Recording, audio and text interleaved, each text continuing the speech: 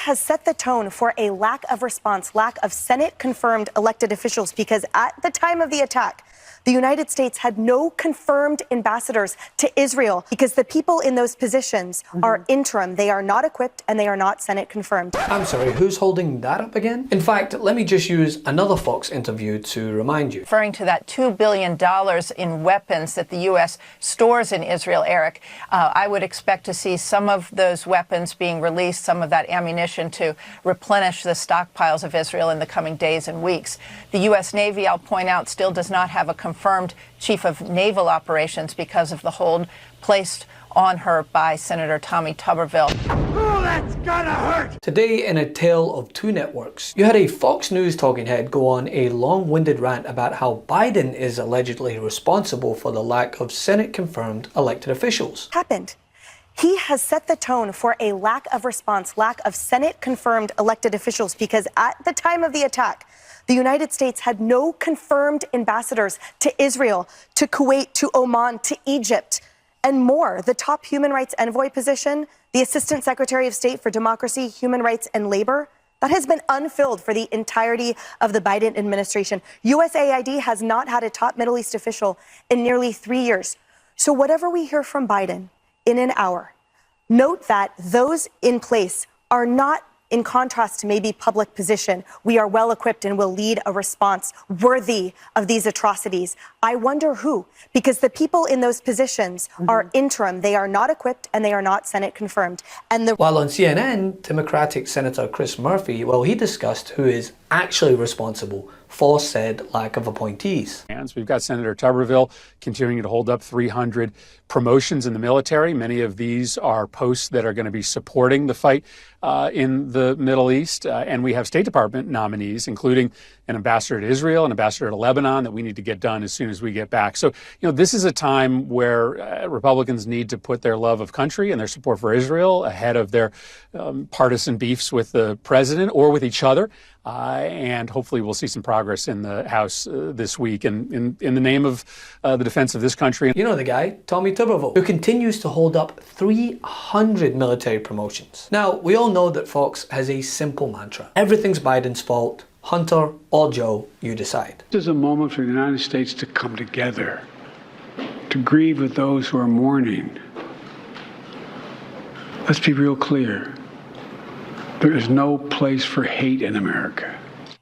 Okay, well, if he's really against hate, then he should call a prosecutorial ceasefire against his political adversaries, like the former president, and direct his DOJ and DHS to stop making conservative Americans feel like they're the enemy or like they're the violent extremists out there. But there are rare occasions where the Dominion PTSD kicks in, and hosts are forced to fact-check falsities they would usually further amplify. Secretary of State Blinken talked about that $6 billion, and he says people are misinformed or they're purposely misinforming the public. Does it satisfy you that the administration's response is what we're told, that $6 billion was oil money in South Korea, now it's in Qatar, and it cannot be released unless the U.S. Treasury Department releases it, and it only goes for humanitarian purposes? Does that explanation satisfy you that $6 billion in no way funded this attack or will go to fund terrorism?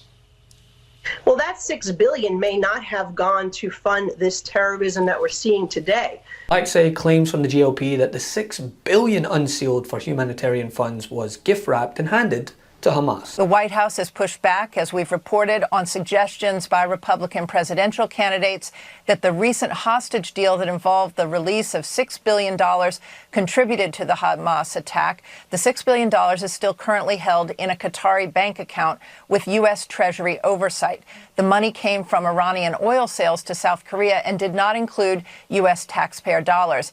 NSC spokesperson Adrian Watson said in a statement, quote, "Not a single cent from these funds has been spent yet, and when it is spent, it can only be spent on things like food and medicine for the Iranian people. These funds have absolutely nothing to do with the horrific attacks today, and this is not the time to spread disinformation." Something that Republicans and unloved children of former presidents have sought to amplify across Twitter. The President of the United States has a moral duty to lead with strength and clarity.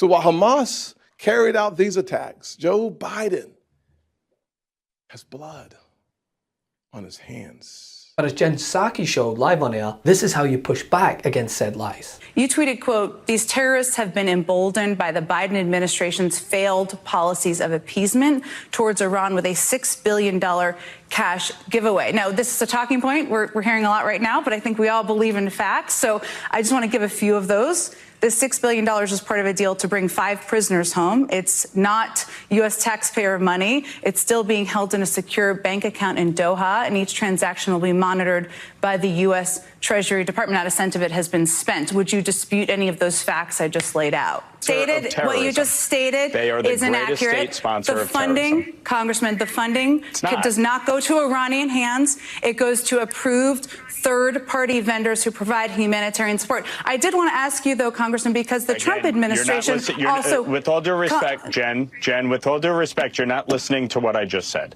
And they are the greatest state sponsor of terrorism, period. And we just have a difference of opinion on how they should be handled. Like, it's not a problem. However, and I think the administration has been clear about their concerns about Iran's actions as well. But it is not money that goes to the Iranian government, which I think is important for people to understand. I did want to ask you, though, the Trump administration did strike a similar deal where they allowed the government to draw on or third-party groups to draw on humanitarian funds that was verified by the U.S. Treasury in exchange for bringing prisoners home. Did you disapprove of that deal as well? And the thing is, it's ironic that the party who claims to be America First are all relatively silent as one of their own holds up confirmation hearings, ultimately weakening the very military they pay lip service to. Can you imagine, Nicole, if during the last administration, Elizabeth Warren or Bernie Sanders were to hold up military pay and promotions because they were upset about a Trump administration Pentagon personnel policy? Can you imagine the outrage? And this is where we're at. So, the Republicans are silent. The Democrats need to get stronger. The Republican Party is no longer the party of national security. And this is just another example why. Republicans, of course, are silent. They could immediately put an exception to their archaic rules and prevent Senator Tuberville from holding up military promotions for months, but they simply won't, because outrage is on the menu. Now, while they can hold out hope that those Fox viewers cocooned off from reality believe these lies, the majority of the American people are very well aware who is at fault. Tuberville's blockade has put a hold on at least 300 military nominees, including top officers who would command forces in the Middle East, including Rear Admiral George Wickoff, who is slated to lead the Fifth Fleet that includes naval forces operating in the Middle East at the moment. The moment that Tuberville began this blockade and these promotions started piling up, experts and national security officials were clear. This is endangering U.S. national security. That has not changed Tuberville's mind. Hey, Meidas Mighty. Love this report? Continue the conversation by following us on Instagram @MeidasTouch to keep up with the most important news of the day. What are you waiting for? Follow us now.